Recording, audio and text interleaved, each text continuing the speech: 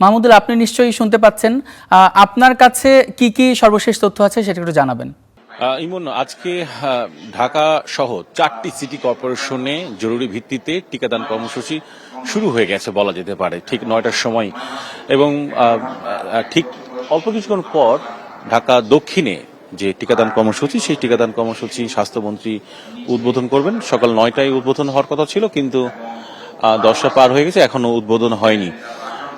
এই ফাঁকার একটু বলে রাখি যে ঢাকা উত্তর, দক্ষিণ, বরিশাল, ময়মনসিংহ এই 4টি সিটি কর্পোরেশনে যে টিকাদান কর্মসূচি শুরু হচ্ছে জরুরি ভিত্তিতে আজকে থেকে, সেখানে লক্ষ্যমাত্রা ধরা হয়েছে প্রায় 12,19,000 শিশু লক্ষ্যমাত্রা ধরা হয়েছে।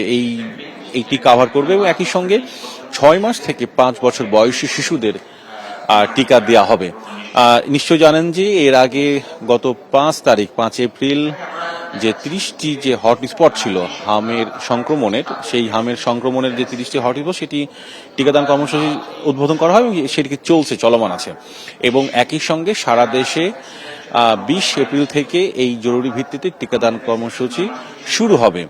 স্বাস্থ্য অধিদপ্তর যেটি বলছে যে এখন পর্যন্ত তাদের যে লক্ষ্যমাত্রা, প্রায় 2 কোটি শিশুকে তারা এই জরুরি ভিত্তিতে টিকা দিতে চায়। কেননা যেভাবে হামের মহামারী ছড়িয়েছে, প্রায় 200 জনের মতো শিশু মারা গেছে এবং 8,000-এর মতো শিশু হাসপাতালে ভর্তি হয়েছে।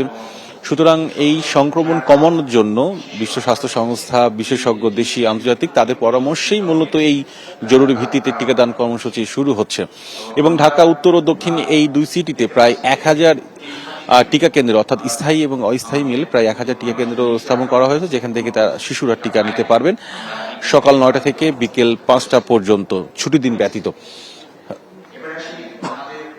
একই সঙ্গে ইমন, আরেকটি বিষয় সেটি হচ্ছে যে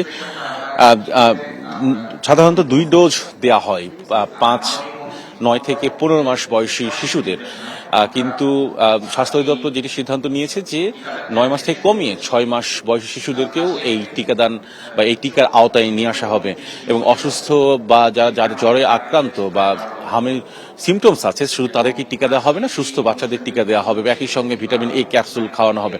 সব মিলে যেটি বলা যেতে পারে যে অল্প কিছুক্ষণের মধ্যে এই ঢাকা দক্ষিণ সিটিতে টিকাদান কর্মসূচি উদ্বোধন হবে। তবে তার আগে বলে রাখি যে স্বাস্থ্য প্রতিমন্ত্রী ঢাকা উত্তর সিটি কর্পোরেশনের টিকাদান কর্মসূচি উদ্বোধন করেছেন এবং সেখানে টিকাদান শুরু হয়ে গেছে।